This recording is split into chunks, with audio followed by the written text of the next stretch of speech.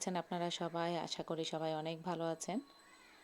সকাল সকাল উঠেই কাজে লেগে পড়লাম। গৃহিণীদের কাজই হচ্ছে এটা, ঘুম থেকে উঠেই চিন্তা করা কি রান্না করব, আজকে কি করব, আজকের দিনটাতে কি কি কাজ আছে সব কিছু গুছিয়ে, অন্তত আমি তো এটা চিন্তা করি কোন সময় কোন কাজটা করব বা কোন কাজটা আগে করব।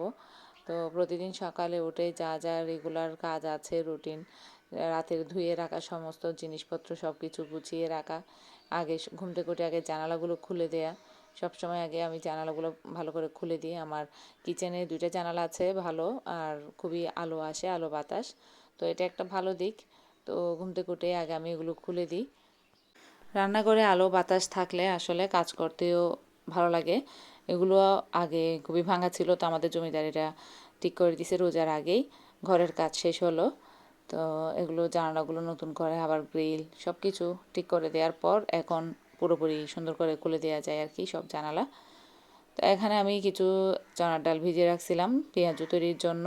সব সময় তো কয়েকদিনের জন্য একসাথে করে রাখি। তো এখানে ওগুলো শেষ হয়ে গেছে বা একটু কম লাগতেছিল যখন আমি আবার কিছু ভিজিয়ে রাখছিলাম আর ওগুলো ব্লেন্ড করে নিচ্ছি। আর চনার জন্য কিছু আলু সিদ্ধ করে নিচ্ছি, এখানে বেশি আছে। চনা আর গরুর মাংস দুটাতেই দিব, কিছু চনাতে দিব আর কিছু গরুর মাংসে দিব, আর অল্প করে কয়েকটা আলু আমি অবশ্য রেখে দিব, ওই ভর্তা করব, আলু ভর্তা করব। তো বাচ্চারা আসলে আলু ভর্তাটা পছন্দ করে।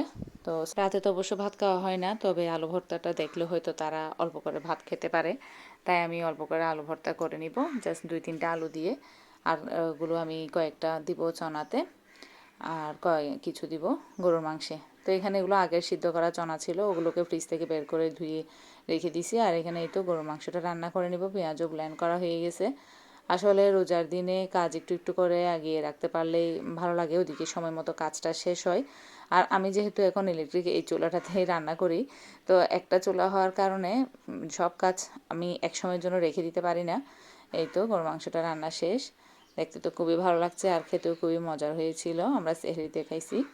চনাটাও বসিয়ে দিছি। আমি দিনের অল্প অল্প একটু একটু করে করে সব কিছু কাজ মানে আস্তে আস্তে করে রাখি, যাতে ইফতারের আগে তাড়াহুড়া করতে না হয়। আর আমি সবসময় ইফতারের 1 ঘন্টা আগে বা আধা ঘন্টা আগে আমার কাজ সব শেষ হয়ে যায়। তো ঘরের অন্যান্য কাজ শেষ করে রান্নাবান্নাটাও শেষ করে বাচ্চাদের সামলে আলহামদুলিল্লাহ সব কাজ করে নিতে পারি সময় মতো।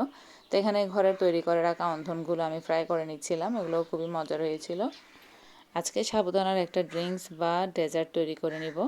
এই রোজাতে এই ড্রিঙ্কসটা বা ডেজার্টটা খেতে খুবই ভালো লাগে, সারাদিন রোজা রেখে সমস্ত শরীরের ক্লান্তি দূর হয়ে যায় আর খুবই হেলদি। তো এখানে আমি এটি তৈরি করে নিচ্ছিলাম। পানি নিচ্ছি 2 গ্লাস, 1 গ্লাস আর আধা গ্লাস, 1.5 গ্লাস পানি নিয়ে এখানে আমি আগার আগার পাউডার দিয়ে দিলাম পরিমাণ মতো। এটা ভালো করে মিশিয়ে নিয়ে আমি চুলাতেও একটু সিদ্ধ করে নিয়ে তারপর 2টা বাটিতে নিয়ে নিব, আলাদা আলাদা 2টা বাটিতে নিব। কেউ যদি ভিন্ন রং মিক্স করতে চাই 2-3 রকমের, তাহলে 3-4টা বাটিতে আলাদা করে নিতে হবে আর কি। আমি 2 ধরনের কালার মিক্স করছি, তাই 2টা বাটিতেই নিছি। আর লাল ফুড কালারের বদলে, রেড ফুড কালারের বদলে আমি এখানে রুয়া আফজাটা দিচ্ছি। রুয়া আফজাটা কারণে এটা অলরেডি লাল হয়ে আসছে। আর ওইখানে দিয়েছিলাম গ্রিন ফুড কালার। এই দুটো কিছুক্ষণের মধ্যেই জমে গেছে, বসে আছে। আর এদিকে এই সাবুদানাটা আমি ভালো করে ধুয়ে পরিষ্কার পানিতে সিদ্ধের জন্য বসিয়ে দিছি, যেহেতু এটা সিদ্ধ হতে একটু সময় লাগে। তো এভাবে ট্রান্সপারেন্ট হয়ে আসলে আমি এটাকে ছাঁকনিতে ছেঁকে নিব আর ঠান্ডা পানি দিয়ে ধুয়ে নিব ভালো করে।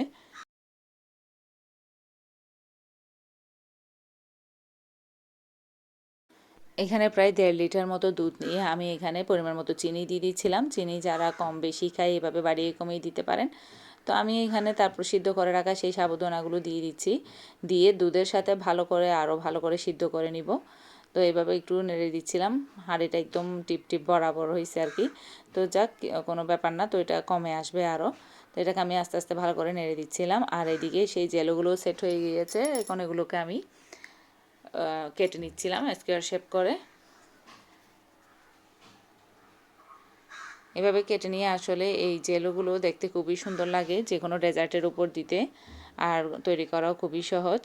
এখন হচ্ছে এই সাবুদানার এই মিশ্রণটিকে ভালো করে নেড়ে এভাবে ঠান্ডা করে নিব বা একটু ঠান্ডা হওয়ার জন্য রেখে দিব।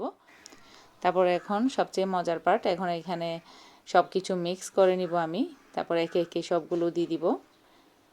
কিউব করে রাখা সেই জেলোগুলো সব কিছু দিয়ে দিচ্ছি একটা একটা করে। আর বাসায় যত রকমের ফ্রুটস আছে দিলে খুবই মজার হবে। আমার কাছে আপেল ছিল তাই আমি আপেলটা দিচ্ছি। তো কিছু আপেল দিলাম, কলা, আপেল, আঙ্গুর এ সমস্ত কিছু দিলে খুবই মজার হয়। আর খেজুর দিছি। এগুলো দিয়ে ভালো করে আমি এটাকে উপর নিচে করে মেখে নিব। ইফতারের আগ মুহূর্তে এটা ফ্রিজ থেকে বের করে খেলে ঠান্ডা ঠান্ডা খুবই মজার লাগে, একেবারে কলিজা ঠান্ডা হয়ে যায়, খুবই ভালো লাগে। সাথে খুবই হেলদিও, দুধের সাথে যেহেতু তৈরি করা হয় আর সমস্ত ফ্রুটস থাকবে এখানে, তো খুবই ভালো। আর উপর দিয়ে একটু ডেকোরেশনের জন্য আমি রুহ আফজা দিয়ে দিচ্ছিলাম যাতে একটু দেখতে সুন্দর লাগে। এই তো তৈরি হয়ে গেল খুবই মজার সাবুদানার একটি ডেজার্ট বা ড্রিঙ্কস। খুবই ভালো লাগে এটি খেতে, খুবই মজার। রোজার দিনে অবশ্যই একবার ট্রাই করে দেখবেন, খুবই মজার এটি।